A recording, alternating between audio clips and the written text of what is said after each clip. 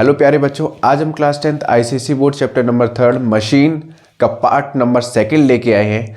तो इससे पहले की वीडियो अगर आपने नहीं देखी है तो ताज़ा लेक्चर है, प्लीज़ जाके पहले मशीन का पार्ट 1 देख लो, तभी आपको ये लेक्चर 2 समझ में आएगा।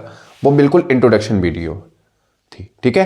तो स्टार्ट करते हैं आज का खूबसूरत सा टॉपिक, वेलोसिटी रेशियो। ठीक है, बहुत ही प्यारा सा टॉपिक है, आपको अच्छे से समझ में आएगा। ठीक है, तो पेटी पैक होके बैठ जाओ, सर्दी बहुत है और कॉपी पेन निकाल लो। ठीक है, थोड़ा रजाई से बाहर निकल आओ, कंबल से। ठीक है, जो वेलोसिटी रेशियो बताता है velocity of the effort to the velocity of the load. जैसे आपने मैकेनिकल एडवांटेज पढ़ रखा था, तो मैकेनिकल एडवांटेज रेशियो किसका बताता है? Load to the effort. आई बात समझ में? यहाँ पे फॉर्मूला दे रखा है, वेलोसिटी रेशियो को हम वीआर से भी डिनोट करते हैं और ये किसके बराबर होता है? Velocity of the effort to the velocity of the load के बराबर। समझ में आ गया? इसको दूसरी तरह से भी डिफाइन कर सकते हैं, ratio of the displacement of the effort to the displacement of the load. अब हम यहां पे प्रूव करने वाले हैं इसको।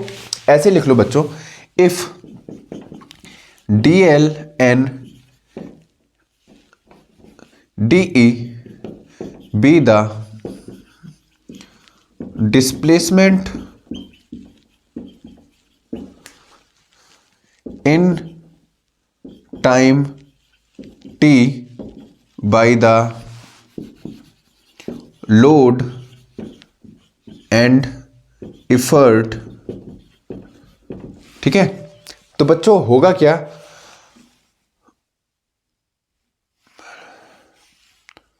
वेलोसिटी ऑफ एफर्ट कितना हो जाएगा बच्चों?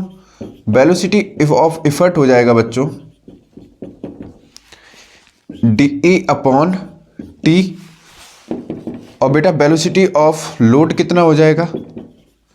वेलोसिटी ऑफ लोड हो जाएगा बच्चा डी एल अपॉन टी। ठीक है, इसको दे दो इक्वेशन फर्स्ट, इसको दे दो इक्वेशन सेकंड। ठीक है, यहां पे लिखते हैं from equation first and second क्या होगा बच्चों?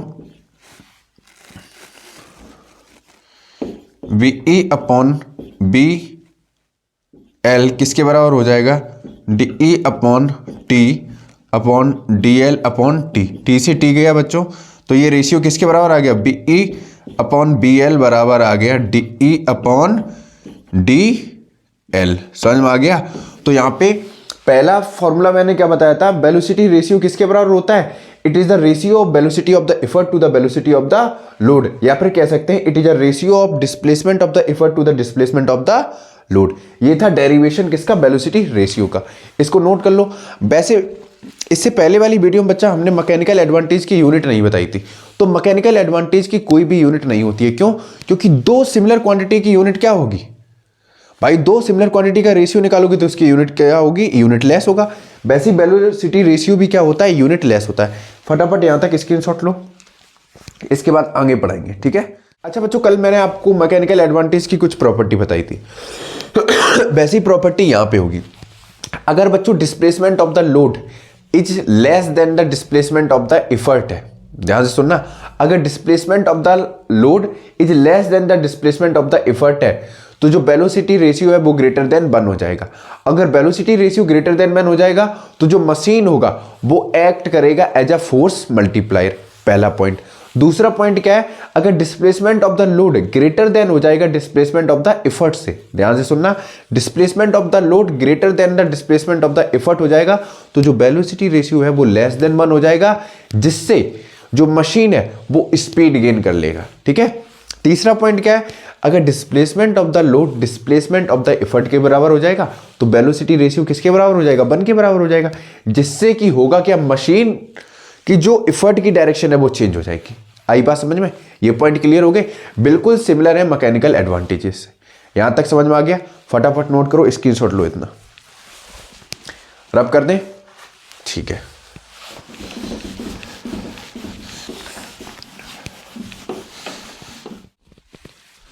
इसके बाद बच्चों देखेंगे, इसके बाद नेक्स्ट जो हेडिंग है वो है वर्क इनपुट। वर्क इनपुट क्या होता है? वर्क इनपुट सीधा सा कहेंगे, जब कोई मशीन पे हम वर्क करते हैं एफर्ट के द्वारा। ठीक है, ध्यान से सुनना, जब हम मशीन पे कोई वर्क करते हैं एफर्ट के द्वारा लोड को ओवरकम करने के लिए, ठीक है, तो उसको बोलते हैं वर्क इनपुट। कैसे डेफिनेशन बोलेंगे? The work done on the machine by the effort. ध्यान से सुनना, the burden on the machine by the effort is known as work input. ठीक है, मतलब वर्क इनपुट में हमेशा याद रखना बर्डन किसके द्वारा होगा, एफर्ट के द्वारा। ठीक है, और वर्क आउटपुट में हमेशा बर्डन किसकी वजह से होगा, मशीन के द्वारा। ठीक है, यहां पे बर्डन बाय द मशीन है, यहां पे बर्डन बाय द एफर्ट है, ध्यान देना। वर्क आउटपुट क्या होता है, ठीक है, यहां पे लोड पे जो बर्डन किया जा रहा है किसके द्वारा, मशीन के द्वारा, उसको बोलते हैं work output. The burden by the machine on the load is called work output. समझ में आ गया, इसका फॉर्मूला है वर्क आउटपुट किसके बराबर होता है, बर्डन ऑन द लोड। ठीक है, इसके बाद नेक्स्ट हेडिंग है बच्चों एफिशिएंसी। एफिशिएंसी क्या होता है, ठीक है, एफिशिएंसी बच्चा रेशियो बताता है वर्क आउटपुट का किससे, वर्क इनपुट से। ठीक है, एफिशिएंसी को डिनोट किससे करते हैं, ईटा से। ठीक है, एफिशिएंसी को डिनोट किससे करते हैं, ईटा से, ईट नहीं ईटा। ठीक है, ये रेशियो बताता है work output to the work input. ठीक है, और एफिशिएंसी की बात करें तो हमने परसेंटेज लगा दिया, कितना परसेंटेज है। ठीक है, क्लियर हो गया भाई, मशीन कंप्लीटली तो बर्डन करती नहीं। ठीक है, मशीन कंप्लीटली बर्डन नहीं करती है, कुछ पार्ट एनर्जी की लॉस भी तो हो जाता है, तो परसेंटेज यहां पे लगा दिया, work output upon work input into 100। ठीक है, इसके डेफिनेशन ऐसे भी बोल सकते हो, efficiency of a machine is defined as it is a ratio of work done on the load by the machine to the work done on the machine by the effort। आई बात समझ में, efficiency of a machine is the ratio of work done on the load by the machine to the work done on the machine by the effort। आई बात समझ में, कोई तकलीफ, इसकी भी कोई यूनिट नहीं होती, क्यों, क्योंकि दो सिमिलर क्वांटिटी की रेशियो की यूनिट आपस में कैंसिल आउट हो जाएगी। समझ में आ गया कोई तकलीफ, इतना नोट कर लिया बच्चों आपने। ठीक है, अभी स्क्रीनशॉट ले लेना। अब ध्यान से देखना बच्चों, जो एफिशिएंसी है वो दो वजह से चेंज होती है। पहला, क्योंकि जो मशीन के बॉडी पार्ट्स हैं वो आपस में कैसे होंगे, कांटेक्ट में होंगे। कांटेक्ट में आने का मतलब है उनके बीच में फ्रिक्शन होगा। ठीक है, ध्यान देने वाली बात यह है कि जो भी मशीन है जाहिर सी बात है वो कांटेक्ट में होगी। ठीक है, अब कांटेक्ट में है तो उसके मूविंग पार्ट कैसे होंगे, वर्किंग में होंगे, जिसकी वजह से उनके बीच में फोर्स ऑफ फ्रिक्शन लगेगा।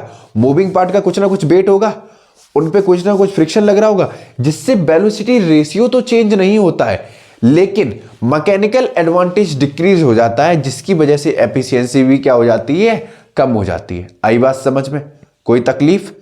ठीक, यहां पे पहला केस है due to the friction and weight of a moving part of a machine. ठीक है, आई बात समझ में, इसकी वजह से वेलोसिटी रेशियो चेंज नहीं होता है, लेकिन मैकेनिकल एडवांटेज कम हो जाता है, जिसकी वजह से एफिशिएंसी भी कम हो जाती है। आई बात समझ में, मैकेनिकल एडवांटेज क्या था, लोड का रेशियो किसके साथ, एफर्ट के साथ। It is a ratio of load to the effort, याद है ना। ठीक है, आई बात समझ में। ठीक, ये पॉइंट है, आप फटाफट नोट कर लो इतने।